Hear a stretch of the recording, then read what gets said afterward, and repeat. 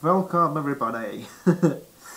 So today, as I mentioned in the previous video, we're going to talk about uh, if statements, or if else statements to be exact. Now this video will be, quite short and really easy, hopefully. All you have to know that if else statements are basically the easiest form of logic you can implement into your application. So to use if else statements, let's do a really simple kind of functioning example. So let's first start off with something really simple, and that will be we want to check if two numbers, and if we want to check those two numbers we have set, and then we want to make sure, we want to check, is that number bigger than the first number? If it is, write out a set text. If it's not, write something else. So let's do that. Let's set our variable x. X will be equal to, I don't know, let's do 10. And y will be equal to, let's do 100, why not? So what do we do now? Let's say we want to do if, and we want to check that if x, if x is in fact smaller than y, then print out a text. So let's print out that y is bigger than x, and that's essentially it. Now it did not work because I didn't realize, let me do this again. So x is smaller than y. So if it is, then do print, and what we want to do is we want it to print out y is bigger than x, and that's it. And as you can see, it works out. It prints out that y is bigger than x, which is true. However, what if it wasn't? To do that, we'll do if x is smaller than y, which obviously is true. Then we're going to, actually no, that's not what I want. If x of x, if x is bigger than y, then we wanted to print out x, x is bigger than, than y, and this is where our else statement comes in. So else,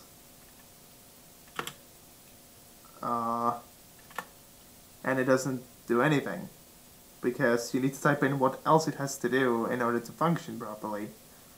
So again, let's type this out again. So if x is bigger than y, then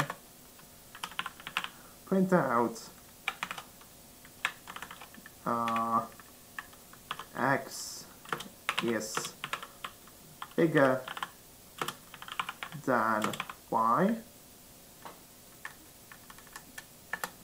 Then let's do an else,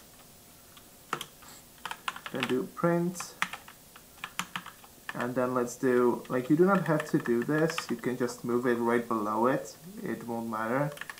At least I think it should not matter. I'm used to writing this code in a different editor than this, so I don't really know. And then we do y is bigger than x. You can see it says in syntax error. So this is where the advantage of writing your code in something else than this editor comes into play. What you have to do is if you want to write if-else statements in this, you have to make sure that your syntax is correct. As you can see, it always said us that the syntax is just wrong, dude. Which obviously it kind of is, but it's because of indentation and such. So to prove you that it is actually like this, we're going to copy this. And this is where one of the most frustrating parts about Python comes into play. Python is checking its indentations.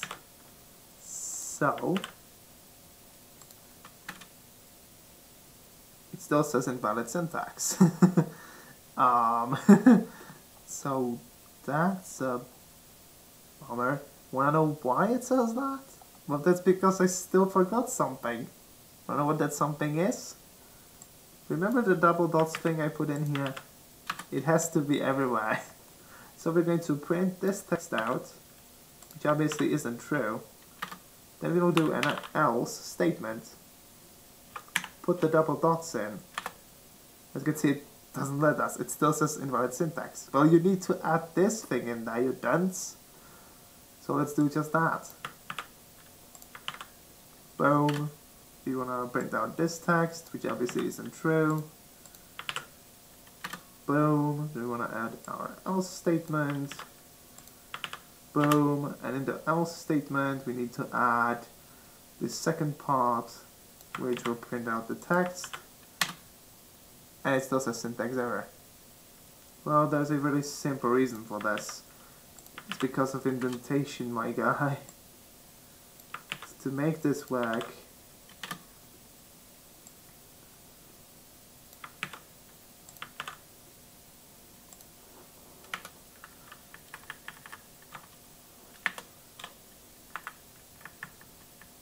you need to hold shift and write out the text you want below it, obviously. So you wanna like remove this, move all the way to the back, write your else, then hold shift, it will move it below that, and this is where you write in the second part of your text, which is the real one, the one that we want essentially. Then we end it off, and you can see it works now. So one thing about Python, and that's fairly annoying, and you have seen this being highlighted here multiple times, it's because it checks its indentations. So this is one main disadvantage and why most people don't like to write code with Python, but that's because I'm using the shell, so it's not really particularly easy to write code with this. So let me show you how I did this to get it to work, obviously. So you type out your regular statement here, so let's use the same one I used previously. Then let's type out that print. I don't want to really write this out, so I'm just going to copy it from here. And then you press enter, just like you would normally. But then, in order to get it working, you need to move it back because of indentation and such, because it has to be on the same level. It might not appear like this, but it is in fact on the same level. Then you type in else, do the double dots thing, then you hit shift enter to move one line down. This is important because if you hit enter there, as I did over here, it will send you invalid syntax. So you need to hold shift and hit enter, and then type out your else statement, which I'm just gonna copy. And now if I hit enter, it will move me one line down, so it's waiting for another enter key. Once I hit enter again, it prints out that y is in fact bigger than x, which is true. So this is what you have to keep in mind if you're trying to code all of your if statements within the shell, which I wouldn't recommend. To make this a bit simpler for ourselves, we're going to use a different text editor. Now I mentioned this text editor in a bunch of my videos before, or you've seen me use it before, but I haven't used it up till now. The text editor of choice that I use for this is Notepad++. It's a text editor which can be used for various sorts of coding, and we're going to use it from here on out to make our lives easier. This is actually a good portion to mention. That sounds so stupid. This is actually a good time to mention which file types Python uses for its code.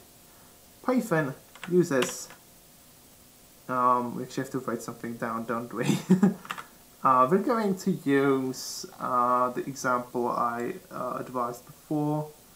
We're just gonna copy these variables over, we're going to remove this thing, and then we're going to take our thing we have written right here, and we're going to put it in, plop, and that is in fact it. And we can indent this back, and now we're going to save the file. So to save the file, you have to make sure you have the right data type, so we're going to do if statements.py. Once you save it, as you can see, syntax highlighting has been enabled once again in our favor. Okay, good. It's still waiting for us to do something with the else statement, which is kind of cute. But yeah, this is how we will write our if statement. Now to run this, we have to open up our trusty command prompt, or do we? Well, yes we do. So to use this code, we're going to open up our trusty little command prompt. I think that's how you do it. Well, no, that's not how you do it. You just type in Python, I think, and you'll see the Python command line. And this is not the right one. What's going on here? So I have Python 3.8. Let's open this one up. There we go. So this is our Python command line, which we're going to use to print out our code. Or are we? Well, you see, Python is located in a fairly different location than any other one. So to use Python actually in the simple form and fairly easily, we're going to use our trusty little old command prompt, like in my previous videos. And to set this up properly, we're going to actually have to find where our Python 3.8 thing is. So to find where our Python 3.8 thing is, since we are on Windows, it might be in different locations for your Windows versions. We need to go to Advanced System Settings to find where our thing is. Then we go into Environment Variables, and you will notice that, where is it? I'm looking for something specific. So here, path. Here is our path. If we click edit, you'll notice that we have our path in here. If I click edit this, you can see it has scripts and such. Or it has just this in here, which is what we want. So we can actually copy this for Python 3.8. So again, just Advanced System Settings, Environment Variables, find the path thing, double click it, and pick this one, which says Python, which says appdata, local programs, Python 38, and nothing else behind it, aside from the little thing there. So we want to double click it, copy it, click OK, click OK, click OK. Next, what you want to do is type in CD, and it would paste it in. But since I'm a dunce and don't know how to copy, I'm just gonna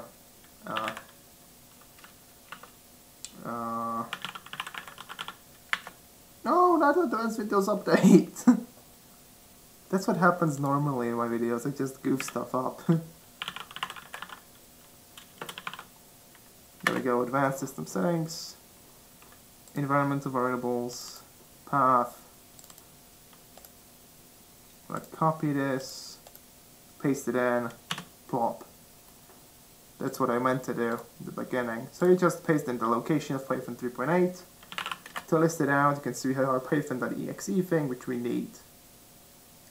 So, what's the next thing that we do? Well, obviously we type in python.exe, and then we type out the name or the location for our code. So we do c // code backslash and it's if statements.py. If we run this, you will notice that it, can you actually see it? Yeah, you can, but you cannot see what I typed in before. So you can see here, so we have changed directory, so we've changed directory to where our Python application, or essentially our Python executable, is located. So we could run python.exe from the directory, and then where our code is saved, which is what we want, obviously. And then we just write the, as soon as we run this, it will print out that y is bigger than x, which is in fact true. Y is bigger than x. So from now on, you'll see me using Notepad++ again, because why not? It's easier, and you can write code that looks somewhat clean.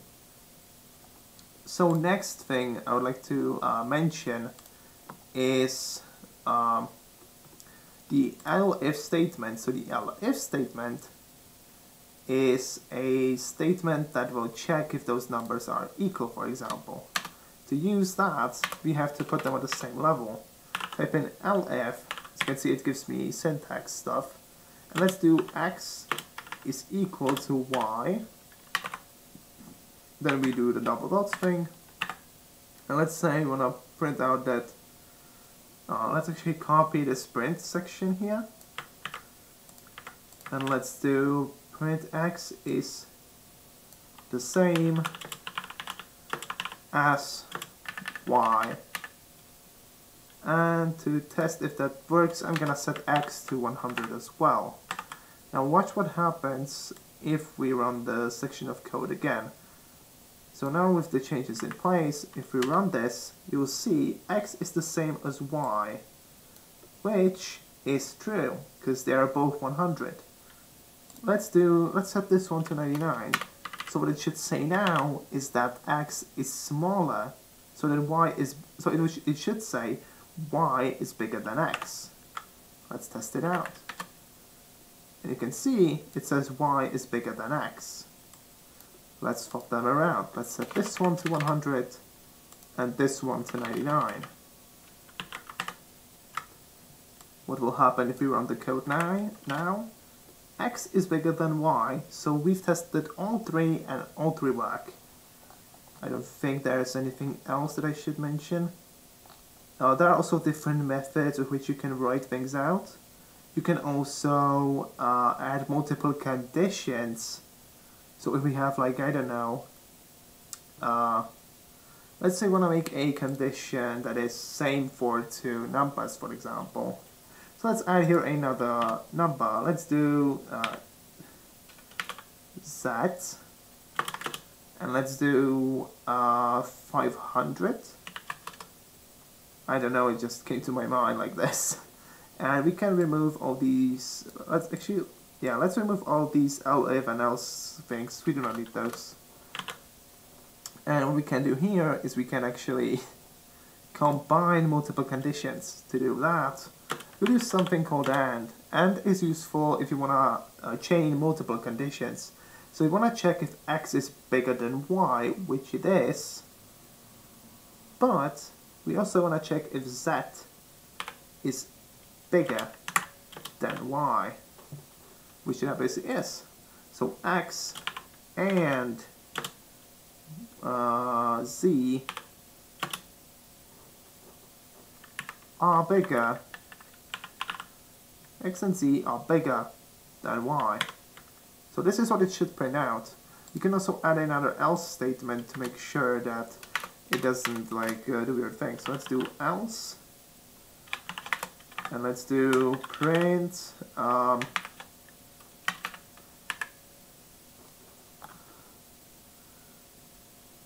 let's do, no, let's actually keep it simple. Let's use just the if statement. Let's keep it simple.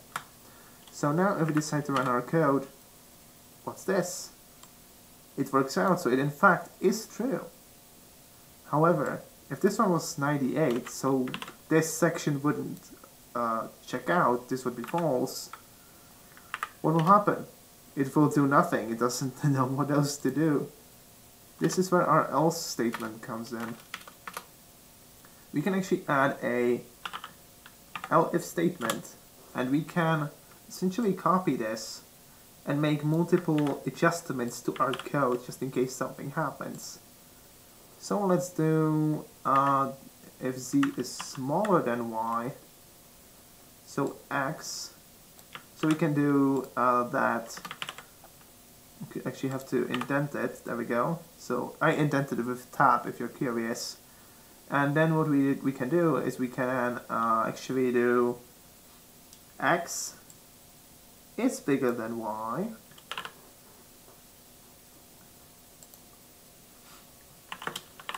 but z or z is, sorry, smaller than y. So what will happen now is if x is bigger than y, which it is because it's 100, but z is smaller than y, which it is because it's 98, it should print out this text. So compared to before where it did nothing, we should see some text, which it does. And if none of these check out, we can use a else statement. So let's do that, we can do else, and then we can do print, I don't know, let's do something else happened, or something, whoops, cannot type today, else, something else. So what it should do, if let's say that z is 101, like 101, it's bigger than y, which is not what I wanted, so let's keep it 98 but set this to 101 because y is bigger and it's not defined in any of these. So what it should do, it should move down here and it should say something else. And there it is, it said something else. There are also like different, let's say, operators that we can do. We can also use a logical operator called OR. So we can actually test a few things. So we can actually use an OR operator to test if something is actually bigger, even though it may not be. So with the OR statement, one of the major advantages is that you don't have to worry about a section of code not having something defined in it, so it will error out. OR statements are useful if you want to add in just another thing, just in case something happens. So we want to just make sure that at least one of those conditions are true. To make it simple for ourselves, we're going to do this. We're going to remove all of these. And let's say we want to make this one, let's do 99 here and 101 over here, because, you know, why not? And we want to do that, what do we want to do? We want to do OR, and then what we want to do is we want to write out that at least one is true. So at least, I cannot type apparently. So we're going to do at least one condition is true. If we do this, we'll notice that let me just check if I have it correctly. No, I don't have it correctly, in fact. We have to change this to X. So now it's actually the right usage. The reason why I can use that, because it would be true obviously, but now we have that. So now it normally, if I use the AND operator here, it would error out. However, since I used OR, it will check that at least one is true, which in our case it is, because X is bigger than Y, but X is not, I had a mistake over here, but X is in fact not bigger than Z, because Z is bigger than X. So it will check if at least one of these two is true, which in our case, the first one is, The second one isn't. Let's test it out. At least one condition is true. So that worked. There are also different statements you can use.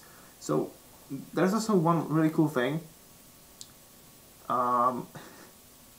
You can actually do basically nothing for an if statement if it's executed as true. What we can do is, let's say that we add a section of code that isn't related to this at all. And let's do print something, whoops, cannot type apparently because I forgot the double quotes once again. So something else. And if now watch what happens, yeah, so this would check out, this would do its thing.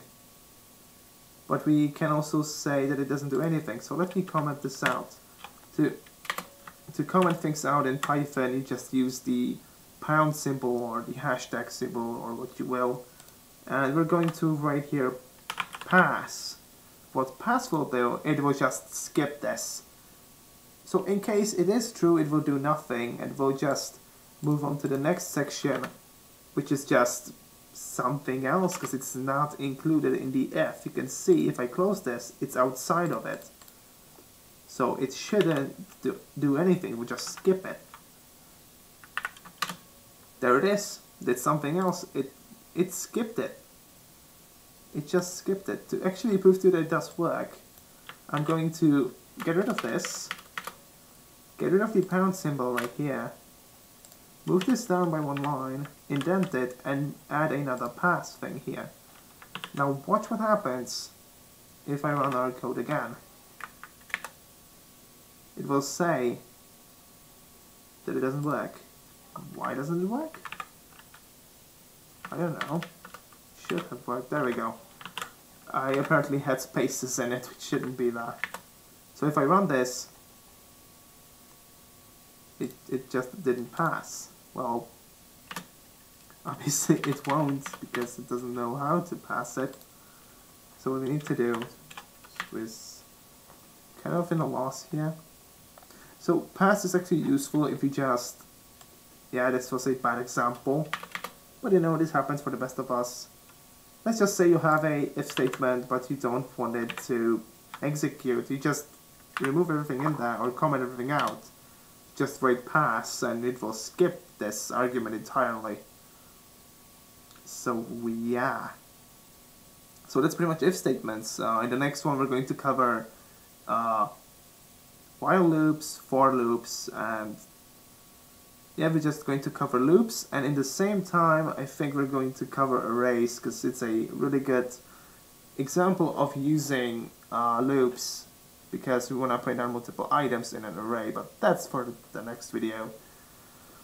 So if you guys found this video in somewhat way helpful, from now on I'll be using Notepad++ for this. The code for this won't be included because it's like really simple. You can just write it from the screen from what you see. I hope that you can. Yeah, that's pretty much it. That's if statements in pretty much almost every way, shape or form covered. So I hope to see you guys in the next one. Bye.